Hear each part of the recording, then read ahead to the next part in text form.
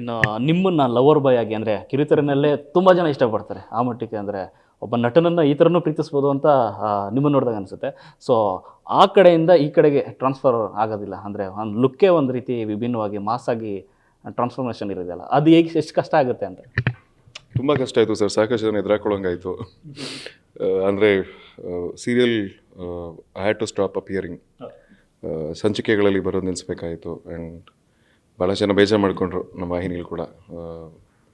ಟಾಪಲ್ಲಿರೋ serial ಹೇಗಪ್ಪ ಹೀಗೆ ಮಾಡಿದ್ರೆ ಅಂತ. ಬಟ್ ನಮ್ಮ ಚಾನಲ್ ಹೆಡ್ನ ನಾನು ಕೇಳಿದ್ದೆ, ಹೋಗಿ ಈ ಥರದೊಂದು ಪ್ರಯತ್ನ ಮಾಡಬೇಕು ಅಂದ್ಕೊಂಡಿದ್ದೀನಿ, ಹೊರಡ್ಬೋದಾ ನಾನು ಅಲ್ಲಿಗೆ ಅಂತ.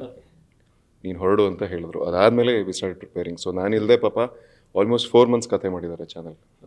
They were very supportive. 4 ತಿಂಗಳು ನಾನು ಇಲ್ಲದೆ ಕತೆ ಮಾಡಿದ್ರು.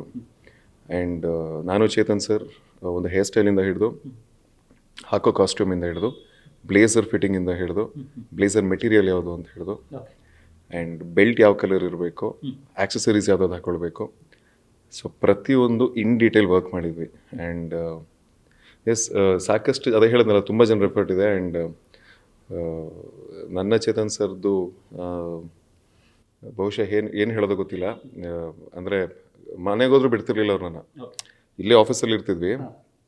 9:30 10 ಗಂಟೆವರೆಗೂ ಮೀಟಿಂಗ್ ಆಗ್ತಿತ್ತು. ಊಟ ಮಾಡೋದಕ್ಕೆಲ್ಲ ಮನೆಗೆ ಹೊರಟೋಗ್ತಿದ್ವಿ. ಊಟ ಮಾಡಿ 11 ಗಂಟೆ ಮತ್ತೆ ಫೋನ್ ಮಾಡಿ 1 ಗಂಟೆ 1:30ವರೆಗೂ ನಾಳೆ ಏನು ಮಾಡಬೇಕು ಅನ್ನೋದ್ರ ಬಗ್ಗೆನೂ ಸರ್ ಹೇಳೋರು. ಸೊ ಲಿಟ್ರಲಿ ಗಂಡ ಹೆಂಡತಿ ಥರ ನಾವೊಂದು 6 monthsಯಿಂದ ಹಿಂಗೆ ಅಂಟ್ಕೊಂಡಿದ್ದಕ್ಕೆ ಈ ಔಟ್ಪುಟ್ ಬರೋದಕ್ಕಾಗ್ತು. ಏನು ಸರ್, ಇದು ಗ್ಯಾಂಗ್ಸ್ಟರಾ? ಸರ್ ನಾನು ಏನು ಹೇಳೋದಿಲ್ಲ. ಅಂದರೆ ನಾನು ಹೇಳೋದಿಲ್ಲ, it's too early to talk about.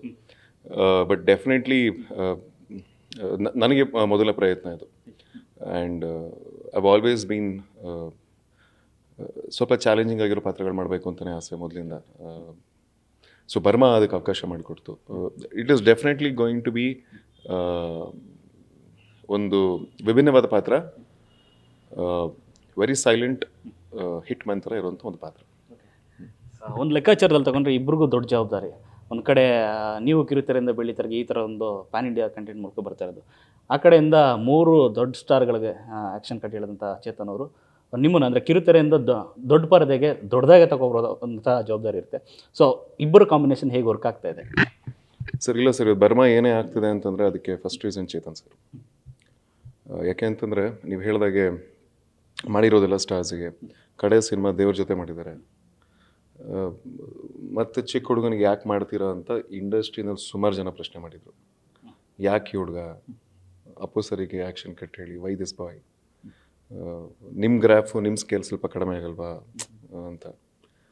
ಬಹುಶಃ ಐ ಥಿಂಕ್ ಇಟ್ ವಾಸ್ ಅವ್ರ ಒಳ್ಳೆತನ, ಅಥವಾ ಬಹುಶಃ ನನ್ನ ಮೇಲೆ ಇದ್ದಿದ್ದು ನಂಬಿಕೆ. ಅವ್ರು ಯಾವತ್ತಿಗೂ ಅಂದರೆ ಇವತ್ತಿಗೂ ಹೇಳ್ತಿರ್ತಾರೆ, ನಿಮ್ಮಲ್ಲಿರೋ ಆನೆಸ್ಟಿ ನಂಗೆ ಭಾಳ ಇಷ್ಟ, ಸಿನಿಮಾ ಮೇಲಿರೋ ಒಲವು ಭಾಳ ಇಷ್ಟ ಅಂತ.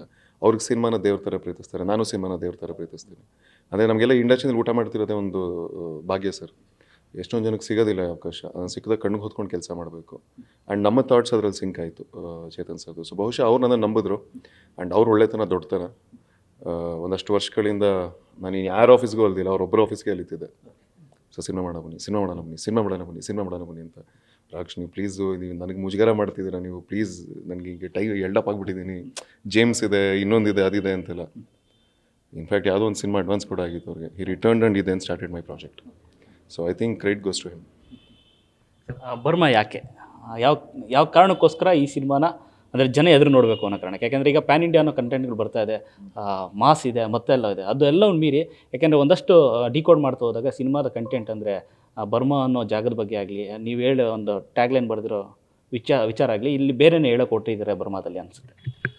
Sir PAN India cinema I don't know sir. ಅಂದರೆ ಒಳ್ಳೆ ಸಿನಿಮಾ ಮಾಡಬೇಕು ಅಂತ ಅಷ್ಟೇ ತಲೆಯಲ್ಲಿದ್ದು. ಆ್ಯಂಡ್ ಪ್ಯಾನ್ ಇಂಡಿಯಾನೋ ಟರ್ಮ್ ಡೆಫಿನೆಟ್ಲಿ ಇವತ್ತು ಬಿಸ್ನೆಸ್ ಆಸ್ಪೆಕ್ಟಲ್ಲಿ ಯೂಸ್ ಮಾಡ್ತಾರೆ. ಅಂದರೆ ಸಿನಿಮಾ ಬೈಯಿಂಗ್ ಆಗಿರ್ಬೋದು, ಸೆಲ್ಲಿಂಗ್ ಪರ್ಪಸ್ ಆಗಿರ್ಬೋದು.